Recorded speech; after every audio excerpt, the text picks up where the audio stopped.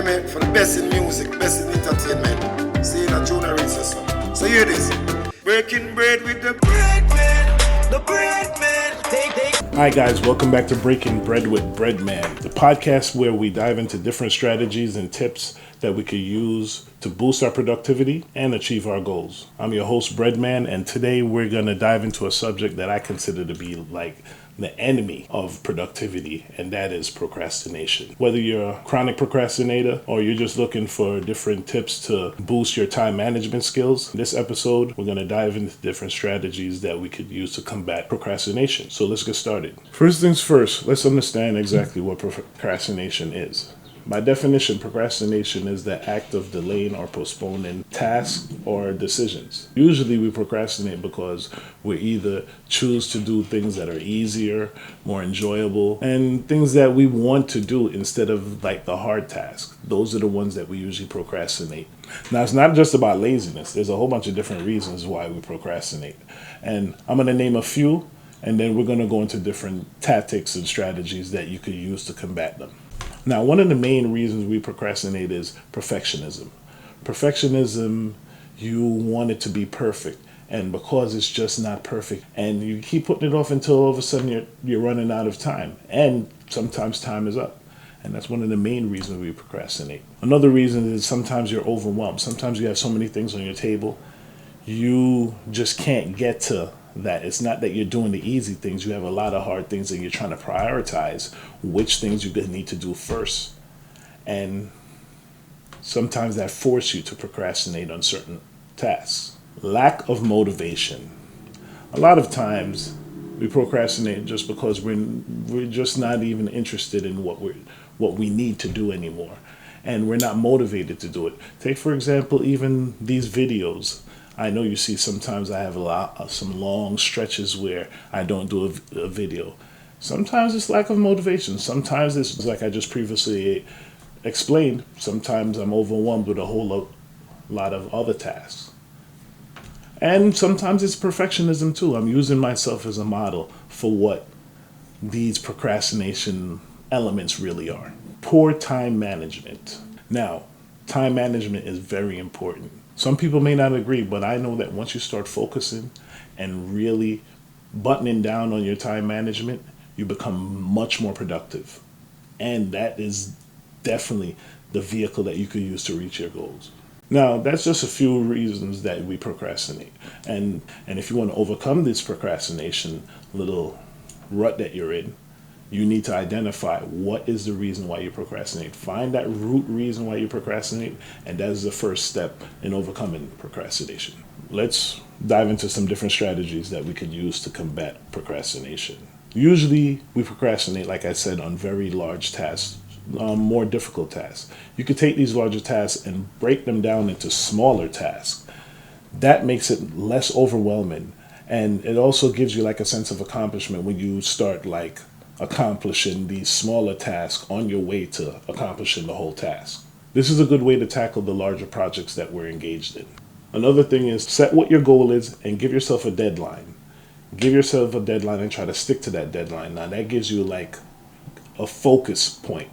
It gives you focus on what you're aiming for and what you're trying to accomplish and how to get there and when do you want to get there? Now, sometimes it's not really big tasks, sometimes it's small tasks. There's a little rule that I use, even like with dishes in my house. If I'm eating my food and I go to the sink, and my sink is usually empty because if I put dishes or I just finished cooking and I put pots in if I could wash all those pots in 5 to 10 minutes, I wash them right now. I don't put it off till later. So sometimes when you see the task at hand, it's good to break yourself into a habit to let me just tackle it now so I don't have to deal with it later.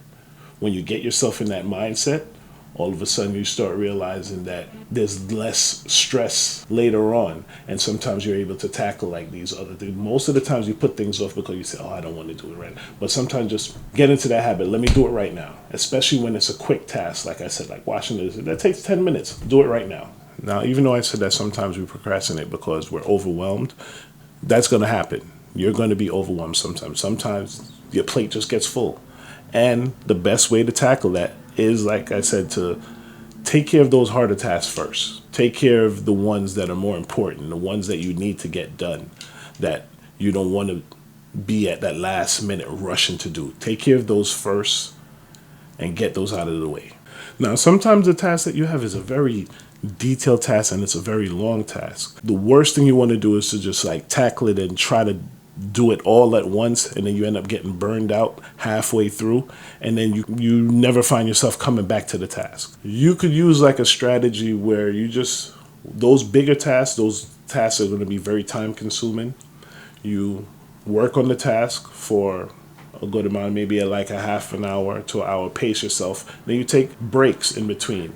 Take small breaks, whether it's like a little 5-minute break after every half hour. Then after about 2 hours, like that'll be 4 or 5-minute breaks. Then you take like a lunch. You take like a half an hour break.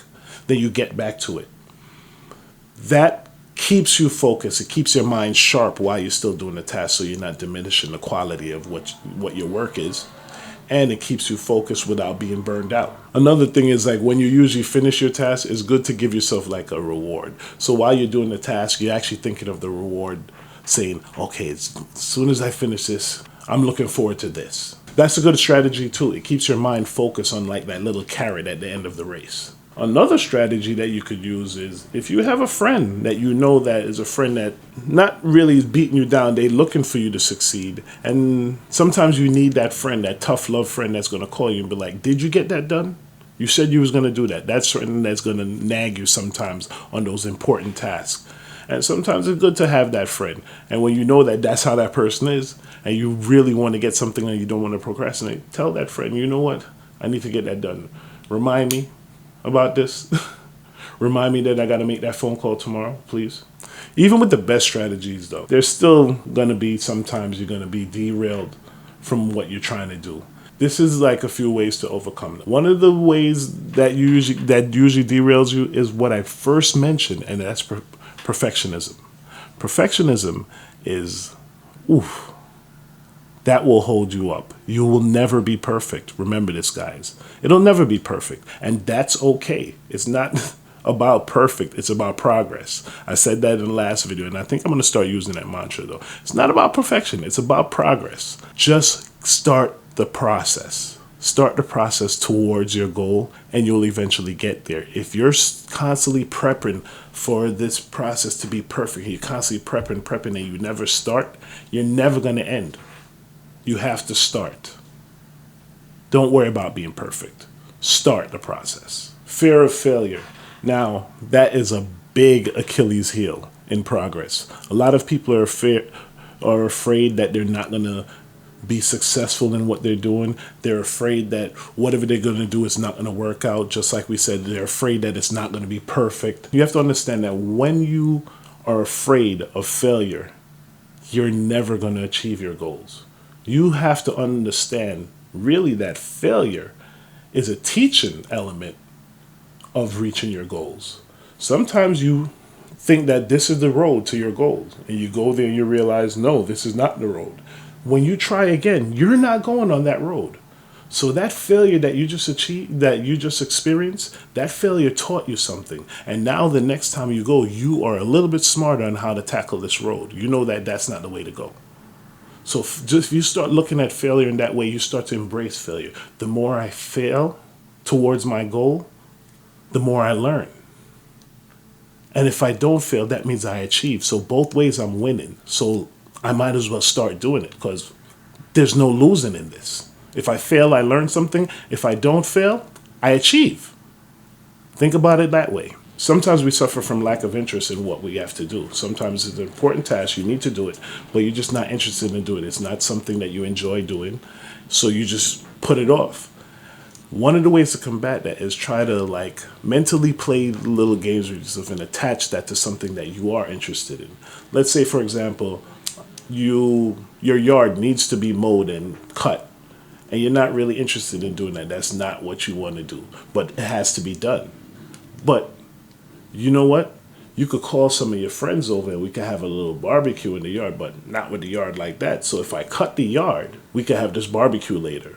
So, you know what? Let me get to it. And all you have to do is start cutting your next minute. You know that everything is nice and perfect. Your friends over, you're having beers, and we're having a barbecue. And another thing, when you're feeling overwhelmed, there's nothing wrong with just stopping for a minute and taking a break and like reassess what you need to do and really take a minute and tackle one task at a time. Maybe that's why you're feeling overwhelmed. You're trying to multitask and you're not able to, and you're not accomplishing any of your tasks. So sometimes just take a breath, be mindful of where you're at, and start working on one task at a time. Now, if you want procrastination out of your life and you want it to be a permanent thing, you can't just do these things and then forget about them later.